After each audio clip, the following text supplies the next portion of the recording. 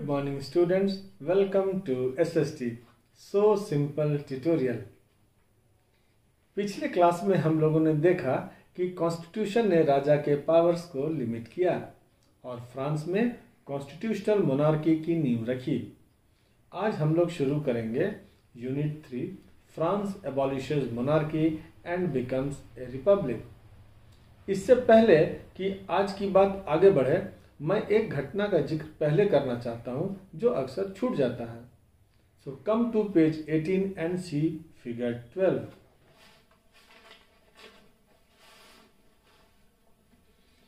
Parisian women on their way to Versailles. ये किस घटना की पिक्चर है?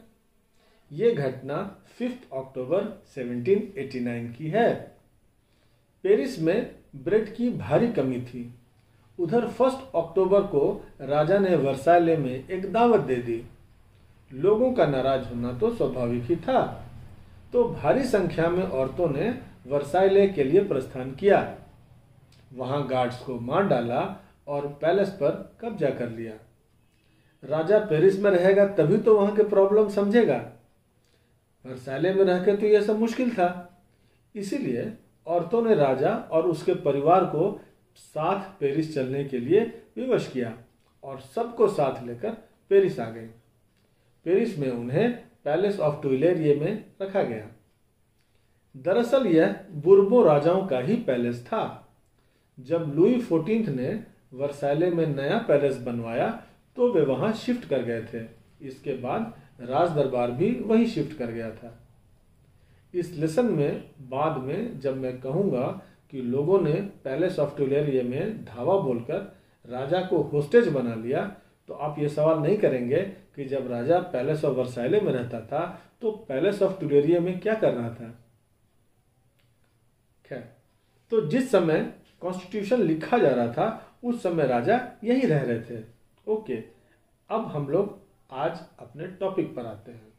So open page number 14 of your text book.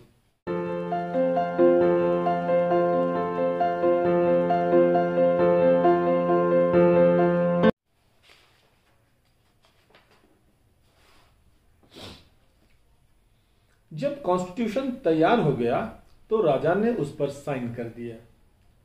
इसका मतलब तो यह हुआ कि राजा ने नए कॉन्स्टिट्यूशन को स्वीकार कर लिया। पर जिस राजा ने, जिसके परिवार ने इतने सालों से फ्रांस पर राज किया हो, क्या वो अपने पावर्स के छीन जाने से खुश होगा? क्या वो आसानी से हार मान लेगा? नहीं ना। वो तो हर कोशिश करेगा कि उसके पावर्स उसे फिर से मिल जाएं। इसीलिए लुई 16 प्रशा के राजा के साथ सीक्रेट नेगोशिएशन करने लगता है। वहीं फ्रांस में होने वाली घटनाओं से पड़ोसी देश भी चिंतित थे। उनको लगता था आज जो फ्रांस में हुआ वो कल उनके यहाँ भी हो सकता है। आज वहां के लोगों ने रिवॉल्यूशन किया, कल उनके लोग भी यही काम कर सकते हैं। इसीलिए इन देशों का मानना था यदि वे सब मिलकर लुई 16 की मदद करेंगे तो फ्रांस में फिर से मोनार्की लौट सकती है। तो ऐसी स्थिति में उन लोगों ने सेना भेजने की योजना बना ली। लेकिन इससे पहले कि यह सब हो पाता, नेशनल असेंबली को यह पता चल जाता है और वे ऑस्ट्रिया और प्रशा के खिलाफ जंग छेड़ने का प्रस्ताव पारित कर देते हैं। जनता को भी लग रहा था कि यूरोपियन किंग्स और एरिस्टोक्रेट्स के अगेंस्ट में यह उनकी लड़ाई है। इसीलिए क्या पीजेंट्स, क्या लेबर्स, सभी ने हजारों की संख्या में वॉलंटरीली आर्मी ज्वाइन किया। बहादुरी के साथ विदेशी सेनाओं का सामना किया और विजय प्राप्त की। जब वे मार्च करते थे तो देशभक्ति के गीत गाया करते थे, खासकर रोजे डी लाइल के द्वारा लिखा गया गीत जिसे मार्सिले के नाम से जाना जाता है। बाद में यही गीत फ्रांस का नेशनल एंथम बन गया। अब हम वापस कॉन्स्टिट्यूशन पर चलते हैं। इस कॉन्स्टिट्यूशन से यदि राजा, क्लर्जी और नोबल्स खुश नहीं थे तो यह बात तो समझ में आती है। उन लोगों के हाथ से बहुत कुछ निकल गया था। पर क्या इससे आम जनता भी खुश थी? इससे उन्हें क्या मिला? सारे पॉलिटिकल राइट्स तो अमीर लोगों को मिले। इसीलिए उन्हें लगने लगा कि रिवॉल्यूशन अभी खत्म नहीं हुआ है, रिवॉल्यूशन के इस सिलसिले को अभी और आगे बढ़ाने की जरूरत है। आइए पेज 11 सोर्स बी।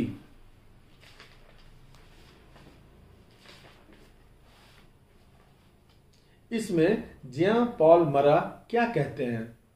वे एक रिवॉल्यूशनरी जर्नलिस्ट हैं। वे लामी द पीपल नाम से अपना अखबार निकालते हैं। देखिए इसमें वे कॉन्स्टिट्यूशन पर क्या कमेंट करते हैं। वे लिखते हैं, the task of representing the people has been given to the rich. The lot of the poor and oppressed will never be improved by peaceful means alone. वे कह रहे हैं कि जनता का प्रतिनिधित्व अमीर लोगों को सौंप दिया गया है। गरीबों और शोषितों की हालत केवल शांतिपूर्ण तरीकों से कभी नहीं सुधर सकती। Here we have absolute proof of how wealth influences the law. हमारे पास इस बात के प्रमाण हैं कि पैसा कैसे कानून को प्रभावित करता है। वे आगे कहते हैं, फिर भी ये कानून तभी तक चलेंगे जब तक लोग इनको मानेंगे। जो हश्र हमने एरिस्टोक्रेट्स का किया है, एक दिन वही हश्र इन अमीरों का करेंगे। तो आपको इनकी बातों में तलखी नजर आ गई होगी। चलिए वापस आते हैं। इसीलिए जब भी ये लोग मतलब आम लोग पॉलिटिकल क्लब्स में मिलते बैठते तो पॉलिटिक्स डिस्कस करते, गवर्नमेंट पॉलिसीज पर बहस करते और आगे क्या करना है, कैसे करना है, इस पर चर्चा करते हैं। इनमें से सबसे इंपॉर्टेंट क्लब जैकोबिन्स क्लब था। पर बच्चों, आज की पढ़ाई यहीं खत्म करते हैं।